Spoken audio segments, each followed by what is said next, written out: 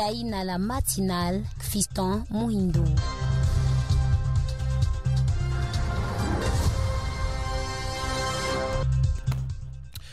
Bonjour mesdames et messieurs. Ici l'actualité nous amène à parler de Kampala avec Peter Kazadi qui va porter la voix de la RDC le 15 juin à la réunion sur les réponses à apporter aux questions des réfugiés dans la région. Parlons-en, c'est le vice-premier ministre de l'Intérieur et Sécurité qui prendra part le 15 juin prochain à Kampala, en Ouganda, à la réunion ministérielle sur les réponses à apporter aux questions des réfugiés en Afrique de l'Est, dans la Corne de l'Afrique et dans la région de Grand Lac. Peter Kazadi a reçu hier lundi 12 juin l'invitation de participation à ces assises de main du chargé d'affaires des ambassades de l'Ouganda en RDC, Matata Twaha.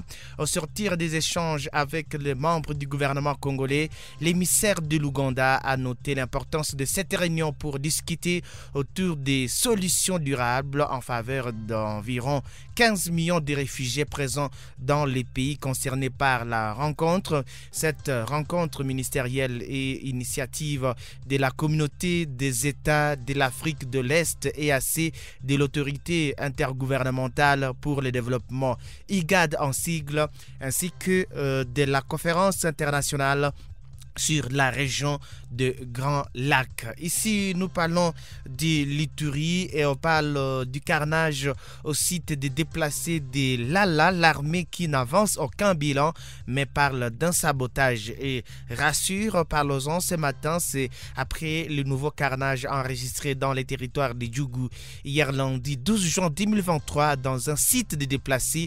Le porte-parole de l'armée en Ituri, qui est aussi le communicateur de l'État des sièges dans cette partie du nord-est du pays, vient finalement de réagir sans avancer un bilan quelconque ni citer formellement les auteurs. Le lieutenant Jules Ngongo parle d'un acte de sabotage au processus de paix en Ituri.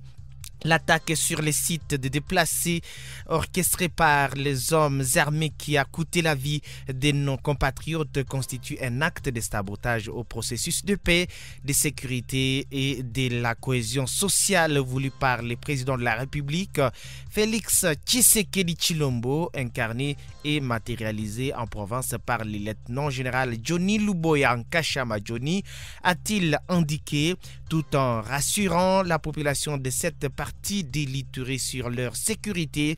Ses conseillers en communication du gouverneur Luboya a annoncé déjà l'ouverture des enquêtes en vue de déterminer les auteurs de ces carnages. Il a également fait mention de l'œil regardant du secteur judiciaire.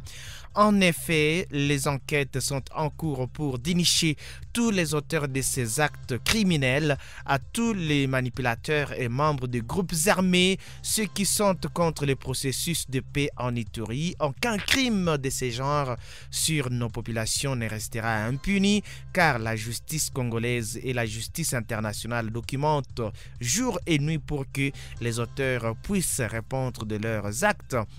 Les forces armées de la RDC ont pris les dispositions utiles pour venir à bout de tous les réfractaires de paix, a-t-il conclu. Cette attaque meurtrière a été enregistrée dans les premières heures de ce lundi 12 juin 2023.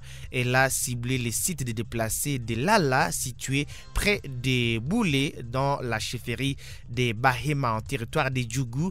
Des sources concordantes abordé par Bouniactualité.cd parle d'au moins 41 morts et des blessés. La milice de la coopérative pour le développement du Congo, Codeco, est citée comme le groupe armé ayant orchestré ces carnages. D'ailleurs, la vidéo partagée ici ce matin par les médias en ligne mediacongo.net. Également, toujours à Djougou, on parle d'au moins 41 déplacés qui ont été tués par des miliciens Codeco dans un site à Djougou. C'est selon un chef coutumier. Nous parlons ce matin, ce sont des hommes armés identifiés aux miliciens de la coopérative pour le développement du Congo Codeco qui ont signé une nouvelle incursion au site de déplacés de Lala dans les groupements anglais en chefferie de Bahema. Badjere, territoire de Djougou en Ituri, dans la nuit du dimanche 11 à ce lundi 12 juin 2023. Joint au téléphone, le chef de la dite chefferie a dressé un bilan provisoire de 41 déplacés tués à coups de machette et par arme à feu.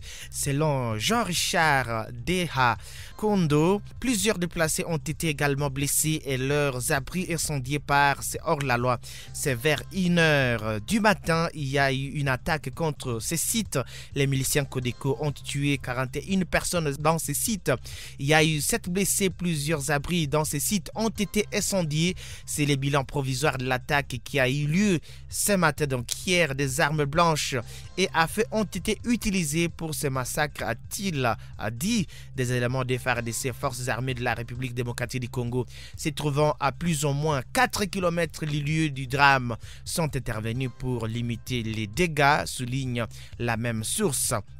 Pour l'instant, ces chefs coutumiers indiquent qu'une psychose s'est emparée des déplacés, dont la plupart se sont rendus au centre commercial des Boulets, se trouvant à environ 3 km du camp où le carnage a eu lieu, et les corps des victimes ont été rassemblés au site en attendant l'enterrement, ajoute-t-il. Ces massacres au site des déplacés intervient 10 jours après les dialogues entre 4 groupes armés dont la Codeco tenue à Aru dans les territoires portant le même nom à environ 300 km au nord-est de Bunia, chef-lieu de l'Ituri. À l'issue de ces pourparlers, ces milices s'étaient engagées pour la énième fois à mettre fin aux hostilités. Il s'y est dénoté que ce n'est pas la première attaque contre un site de déplacés à Djougou en cette période de l'état de siège. Pour rappel, dans la nuit du mardi 1er au mercredi 2 février 2022, plus de 60 autres déplacés ont été tués par des miliciens Codeco au site des Plaines Savo dans la même chefferie de Bahema Badjere. Également dans l'actualité, nous parlons ici de l'attaque d'un site de déplacés à Djougou.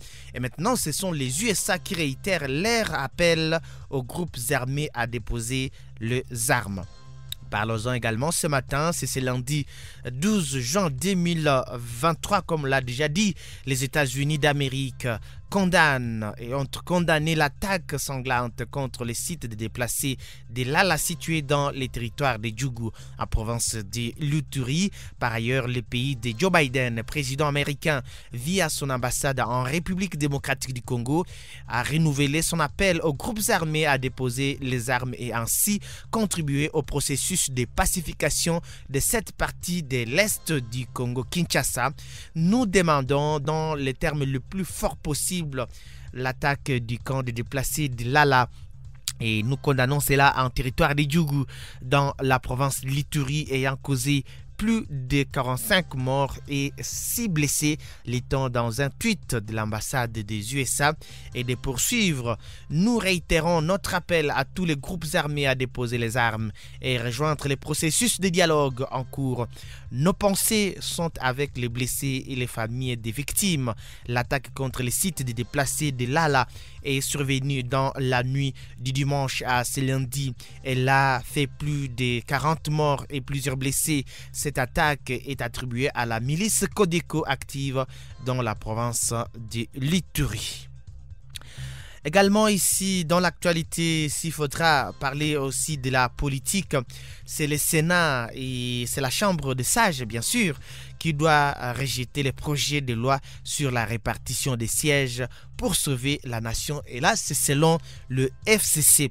Parlons-en, ce sont les sénateurs membres du Front commun pour le Congo FCC qui ont hier lundi 12 juin claqué la porte de la plénière consacrée à l'examen en seconde lecture du projet de loi sur la répartition des sièges.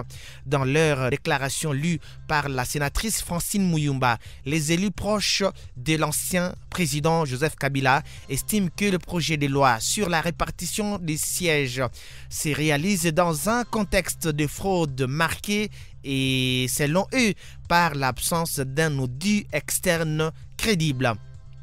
Tout ceci démontre le caractère peu fiable du processus électoral qui présage les élections chaotiques et frauduleuses dans notre pays. Nous n'allons pas accepter cela, a déclaré Francine Muyumba. Pour les élus du FCC, le Sénat, en tant que chambre des sages, doit rejeter ce texte pour sauver le pays. C'est pourquoi, tout refusant d'accompagner la dictature actuelle, les sénateurs membres du FCC décident de ne pas participer à l'examen et au vote des projets de loi déjà biaisés et corrompus, aux conséquences dramatiques et incalculables sur l'avenir de notre pays et de notre démocratie. Le Sénat, la Chambre des sages, doit rejeter ces projets de loi pour sauver la nation.